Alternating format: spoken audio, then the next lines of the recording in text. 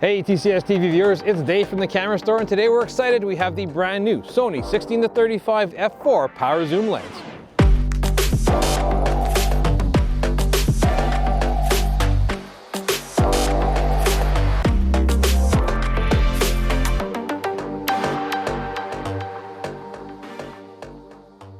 So this is the brand new 16-35 f4 power zoom lens from Sony. So it's a very exciting lens because it's much smaller. It's very sort of video centric, as the power zoom might imply. Now Sony has packed a ton of technology into this lens that's going to appeal to still photographers and videographers alike. I can't wait to dive deeper into this lens and tell you all about it. When I finally got my hands on this lens, I was very pleasantly surprised by how small and light it is. Now it comes in at 353 grams, which is very light and really well balanced on a camera like this.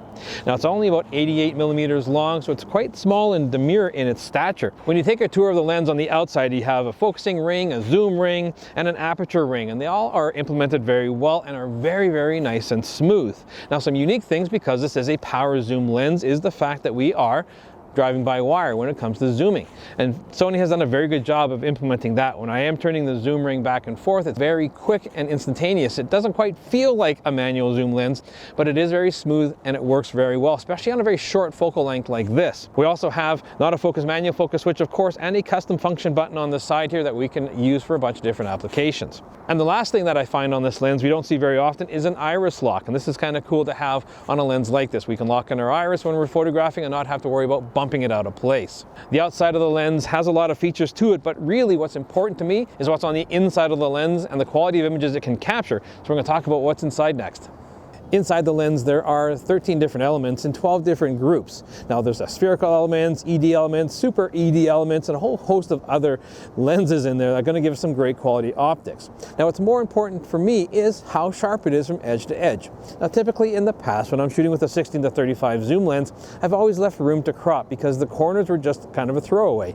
You know that the edges weren't going to be very sharp at all, so you would accommodate that in your framing. Now Sony says that this lens is incredibly well corrected, and I have to agree. When I take a look at these sample shots here, corner to corner at 16 mil, it's incredibly sharp, and I'm really pleased by that. The edge-to-edge sharpness is very good at 16 millimeter, but at 35 it does fall off just a little bit. However, it doesn't really concern me too much. It's only really there if you're looking for it.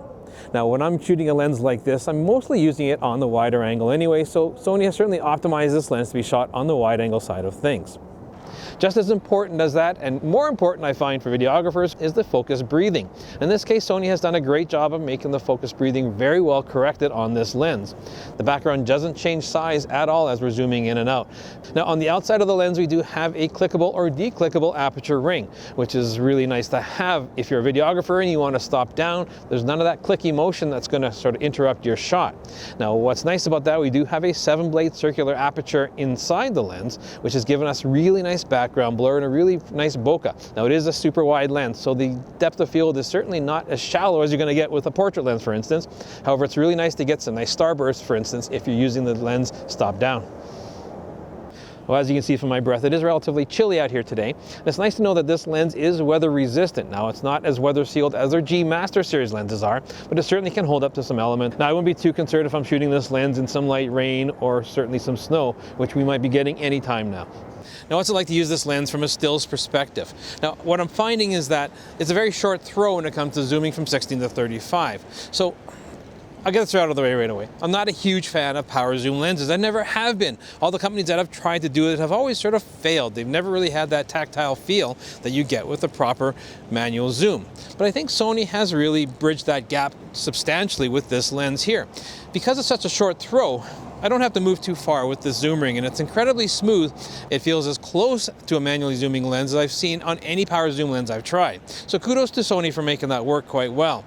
Now what I'm doing is I'm finding myself using the zoom ring much more than I am using this rocker switch. The rocker switch to me, I think, is a little bit on the small side. In certain cases, it's probably going to work quite well for people. By myself, I'm finding I'm using the zoom ring much more. It's much more intuitive. Now, with certain cameras like the FX3, you can use the power zoom toggle on top of the camera, which is a pretty cool option to have. And if you have the Bluetooth remote, you can control the zoom that way also. Some really cool implementation that way. I am finding the autofocus is very quick as well. This is very snappy, and from a stills perspective, I'm not having any trouble keeping up with the focus with any subject I found with this lens so far.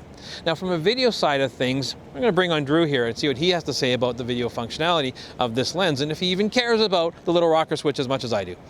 So Drew, we brought you from behind the camera, in front of the camera, to talk about this power zoom lens. It's very exciting from Sony, as it's a very cost-effective power zoom lens. Now, what's your take on this lens as a videographer? I mean, it is exciting. On one hand, this is going to be the first full-frame consistent aperture zoom lenses that doesn't cost like $4,000 or $5,000 right off the start. So that's a pretty nice feature right there. And as far as the toggle switch goes, what do you think of that? I mean, for what we're doing here, just basic YouTube videos, locked off camera, that kind of stuff, not the biggest deal. But for people who are doing more dynamic stuff, especially if you're doing like crash zooms or things like that, the toggle switch does give you the ability to zoom in and out in a very consistent manner, versus if you're doing the twisting, you can not only get vibrations or introduce any sort of unneeded movement for that kind of stuff. Where it's definitely going to be majorly noticed for a lot of videographers is if they have remote cameras or things like that. Into gimbals, drones, basically anything that takes the camera and by proxy the lens outside of the hands of the user. Yeah, so it gives you another option basically when it comes to zooming, which is going to come into play with a certain time and effect. So what's the most exciting part for you for this lens? I think the most exciting portion is more the corrections, the way that it's been optimized, not just for focus breathing, but there's very little distortion, pretty much non-existent distortion when you're zooming as well. Well, Drew, thanks for joining us on camera today. It's good to get sort of a different opinion than just mine. So overall, what do I think of this 1635 f4 power zoom lens from Sony? Well, after using it for a while here, I'm really enjoying the size and the weight of it first and foremost. It balances really well. Today I'm using the A7R4, which is a fantastic body for this because it really shows that resolution of what this lens is capable of producing. And the edge-to-edge sharpness I'm getting with this lens is very pleasing. I'm very happy about that. Now the power zoom, I'm not really noticing it too much, and that's a big bonus because I think Sony has done a great job with implementing their power zoom to making it something that even a guy like me who's more of a traditional manual zoom kind of guy, I can really appreciate the functionality of it. Now the rocker switch I do find a bit on the small side, and I don't know if I'd ever use it even as a video side of things. But I am impressed with the focus breathing, I am impressed with the build quality, and I think Sony has done a fantastic job of making a lens that's going to appeal to a lot of people. Now Sony does have other 1635 on the market. There's Sony 1635 2.8 G Master lens, and it's a fantastic lens in its own right. However, it's significantly bigger, more expensive, and if you have to have that 2.8, that is your option there. So I have to give it to Sony. They're really sort of stretching their legs, really seeing what a lens can do. And again, much smaller, much more manageable package to carry around. And like Drew was saying earlier, if you want to put it onto a remote arm or drones or anything like that, it's really going to help out. I can really see wedding photographers, for instance, taking advantage of this lens for putting it onto a gimbal because its size and its weight is so manageable. Plus the autofocus can keep up with anything put in front of it. Now I of course want to know what you guys think of this lens. Are you excited by a power zoom lens at all, or does it even factor into your buying decision whatsoever? Make sure you leave comments down below, follow us on Instagram, and please subscribe, hit that notification bell. We'll catch you again next time.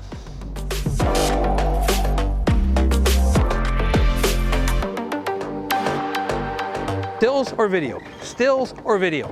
Who's this lens for? Stills or video? All right, well, thanks for joining us on camera. I appreciate your opinion. Now, f*** off.